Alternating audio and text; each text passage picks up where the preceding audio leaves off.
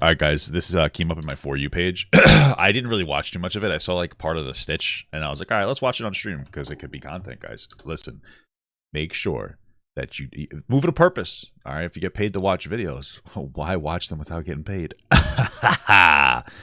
Isn't that based? Anyway, let's watch what she says in the reaction. So I posted a video about a month ago talking about men cheating. And in the video, I said it's not a good thing. Something to the effect of, yeah, he cheated, but why did he cheat? Listen, I've watched enough Pearl to know that like her take on cheating is generally like, who cares if the guy makes a lot of money kind of a thing. And that she even said that she would let people like guys cheat on her. I don't get it. Listen, here's my thing. As a guy, men tend to be a little bit more motivated by that particular action. It's something that's probably more prevalent. I'd say the urges are more there. It tends to be more physical, whereas women tend to be more emotional with it. They tend to not really want to sleep with somebody unless they're more emotionally involved and whatnot. So if a guy generally cheats on somebody, I would say it's probably different from a girl doing it. I'm sure that there are girls who are less emotional, guys who are more emotional and whatnot. But for the most part, but that doesn't make it right. If you get into a relationship and the condition is like, it's just the two of us, cheating is you breaking that relationship contract, and it's a deep violation. If you don't feel like you can handle it, then just communicate with your partner that you need to be open in some capacity. And if they decide to leave you, that's just them asserting their boundaries, and that's completely reasonable. To say that it's like okay, if somebody decides to forgive you for cheating, like God bless you, like that's your relationship and that's perfectly fine. And like just understand if you do something like that, you're going to have to spend the rest of your life proving it to your partner that you won't violate their trust again, because that is a big, deep violation of trust. But it's just like this kind of consistent pattern from Pearl of just like kind of dismissing the cheating thing. And it's like, yeah, not for nothing, but if you're okay with your partner cheating, you're just not going to be respected. And no man respects a woman that lets them cheat. Cheating is different from being in an open relationship. And frankly, if you're not in a equally open relationship where you both can do the same thing, your partner probably isn't going to respect you either. At the very least, it's more, consensual, obviously, because if you establish like, I'm the guy, I can sleep around, you're the girl, you can't. At least you're, if she agrees to it, that's your, that's their right. But what I will say is that like there isn't going to be that level of respect there. Setting that boundary and adhering to a boundary in pretty much any place in your life is how we generate respect, right? People who get walked all over, it's because they're like, oh, this is okay, that's okay. But like if you set a boundary, like don't cross this line, and then you say cross the line and then you give them shit for it, they respect you. They're like, okay, like that was too much. That's one of those things, right? And a lot of y'all got triggered, y'all got mad. And my point is, a lot of you guys are shitty wives. I'm sorry, you are. You don't. Based on what? Maybe. I don't cook for your man. You don't. You belittle him. You nag on him all the time. You don't treat him like a man. That's probably happening for some men and women, but it's like not to be that guy, what data are you looking at where like that's a huge problem? There are definitely relationships where there are men in those relationships that are not getting treated the right way. There's relationships where men are going to work every day, pulling like 70-hour work weeks. They're coming home and their wife's a stay-at-home wife that doesn't cook for them or clean for them, or like, and when you get home, it's always like more chores. That's horrible. Like then that man, obviously needs to stand up for himself, of course, and that woman needs to stop being a piece of shit. But to sit here and say like you're just all bad wives, and here's why. It's the same thing as if I came on and talked about how like all like the reasons. Oh, you're just all bad husbands. Like it's the same thing. There's nothing there. It's just like if I wanted to blame the failures of every relationship on men, that's what she's doing. She's blaming it on women here. It's the same thing as some annoying feminazi blaming it every relationship on men. Like bro, it's gonna be up to like the individual relationship. That's all it is. That's what this signals. That's it. Like it's just so low energy. It's just so dumb. And then you don't have sex with him. Sure, and when that he can goes happen. Looking outside of the relationship, because at the end of the day, he doesn't want to get divorced. The moral cheater. I'm only cheating so we don't get divorced, guys. Incredible. Put all the blame on him and don't take any accountability for your part to play in it.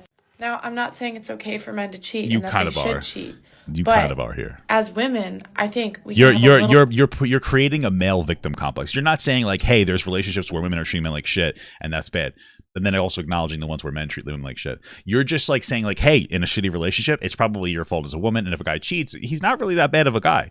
But I'm not saying that the cheating is okay, but it's completely justifiable because you're not fucking him or taking care of him. It's like, okay. Like what? Like it's just a very. You have to go through. It's an interesting story that she's selling us here. Little understanding for the other side where they're coming from. Yeah, maybe. But do you that know for what? women. Do it your way. Don't sleep with your husband. Belittle him. Talk bad about him on the internet. Talk about how men ain't shit. Who's she referring to? And you know what? If that works for you, go do it. Don't take any accountability. Just get divorced with every single problem. That's fine. Go do you. Have fun. Be happy.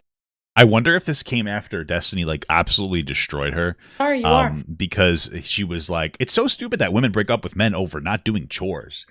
It's so dumb. I think that's a dumb reason to get divorced. And then Destiny's just like, okay, well, why don't the men just do more chores? Because there are some relationships where men won't contribute as much. And that's not all relationships. There are some of them. Right? And if you like, make sure if you're a person in a relationship, make sure that you're communicating your issues with your partner and you guys are like creating positive boundaries for each other. Okay. Like my wife will sometimes need help. Can you do this, that? Done. Like I'll do it. Yeah, no problem. There are definitely times where like my wife might ask a little too much. And there are times where I ask too much as well. Right. Like the other day, my wife went out to see a play. And she went to like the city. She saw like a Wicked. It was cool. She had like, and I stayed home because I wanted to work. I just wanted to. Like I could have went out. I just wanted to stay home and work, and that's what I wanted to do. She got in. She took like, the train in and everything. And like if she took the train back, by the time she would have got home, it would have been like an hour and a half later. And she was going on like a little weekend trip with her brother after. And again, I stayed home because I wanted to work. So I decided to like take the hour and a half drive out to just pick her up. I was like, you know what? I'm just going to come and pick you up because it's really late. I don't want you to get hurt. I could be a little bit paranoid sometimes. I'm just going to pick you up. Boom. Picked her up. She was really thankful. She said, thank you so much. We started driving home. She got me like a nice hat. She was thinking of me. And then we were thinking about like, oh, what if we just got like a pizza? It's late at night. Neither of us have really eaten any before. And I was just like, I want to go home because I got to go pee really bad because I held it in. I drove there, came back. I got to go. So can I drop you and you get the car from the train station? Because, she went to the train station, took her train in. And then you get the pizza, I go home and pee. And she's like, well, doesn't it make more sense for you to do it? Because I have to pack for tomorrow. And I was like, baby, I fucking just took a 3-hour drive altogether to pick you up. I was like, oh, yeah, you're right. It was that simple. My wife and I communicate a lot. It's that simple. Make sure you are not like, you have to make sure you set good boundaries, and you have to be a strong person in your relationship. You have to communicate. You have to express yourself and all these different things here. Because some people will sometimes push a little too hard, and they will take, and my wife is incredible. Like I've done stuff like that before too, where I'll ask too much. Like it just happens. But you have to be able to communicate, or else you're going to spiral. And part of that communication is sometimes guys, maybe they don't do chores. It seems like the common relationship is the girl and the guy work 40 hours a week, and they both come home, and it's the girl's responsibility to do more of the house chores. That's kind of how my relationship is with my wife. We both work, and then like when she comes home, she will tend to like cook and clean. She likes it more than me. I hate it. Right? And that's why when she asks me, like, can you please do the dishes today? Can you please do this? I do it. It's just called communication. If I didn't do it, then we might get divorced. But I don't want to divorce my wife. So these are very realistic boundaries. What I'm saying, I feel like is not that intelligent or nuanced. But it probably, like, people are like, yeah, that makes sense. This is something that Pearl doesn't experience because she's never been in, like, a real relationship before. Like, I don't... And I get so frustrated when people that have never been in, like, an actual long-term relationship before talk about relationships and how they can work because you've never been in one. If you think that chores aren't a big deal in a relationship, you're very terminally online. I've dated a person before who, like, I worked, like 50, 60 hours a week, and then they wouldn't do any cooking, cleaning, or anything. I took care of them. I paid for all their stuff, and they didn't work, and they wouldn't do anything. Like, you develop resentment. It's not that simple. Like, it's not like, oh, it's just chores. No, it's disrespect, which you have to understand. It's disrespect. If the two of you aren't pulling your weight, and I know I have to pull more because I'm fatter, but if you're not pulling your weight, it's not just about the chores. It's about the lack of respect that you're showing to that person, because that's just more work that's loaded onto them when you are more capable of doing that work. Oh, I don't work, so you know what? Maybe I should do the dishes and cook and clean and cook a nice meal instead of just getting fast food, and I shouldn't spend their money. It's just a baseline respect. It really just boils down to respect, That's it. But, let's see what this person's response is to Pearl. Play. Uh-oh, she's quiet. I'm sorry, you are. lot of you guys are shitty wives. Oh, well, that's I'm because sorry they're guys. you don't cook for your man. Oh, bless your little heart. You're still what, like 20? Sorry, I tell you what, when you turn 50, we'll watch this video together and then we'll have a good laugh about it. Okay. When I was your age, I was married. I was married for 20 years and I was the perfect wife. You were married for 20. Pearl's like 28. How would you marry for 20 years? Oh my God. Wait. There's no reason to even look into it. I know what she meant. My friends used to call me a Stepford wife. Okay. Now I know you're too young to know what that is, so Google me it. too, There's I actually guess. even a movie about it. What is a Stepford wife? Wife definition. What does that mean? A woman who unquestionably submits to and serves her male partner and or does not seem to have interests, wishes, or pursuits of her own. Oh, okay. I mean, listen, if that's the relationship dynamic you want to be in, I feel like maybe this is just me. If I dated a woman who like was too submissive to me, I feel like I would just roll over her, literally, with my obese body. No, I feel like I'm a very like blunt, strong, tough guy that like needs somebody to put me in check sometimes, or else I'll just like I'm an animal. I feel like a lot of people in general are like that. Like you need to be able to set up boundaries because that's like what happens. You know, it's one of those things where there are people who are in relationships and they're complete pushovers, and then like they date somebody that pushes over them, and then like, wow, that person that's like pushing over you is such a bad person. It's like maybe they are, but like maybe if you're not setting your own boundaries, like how much of that is your fault?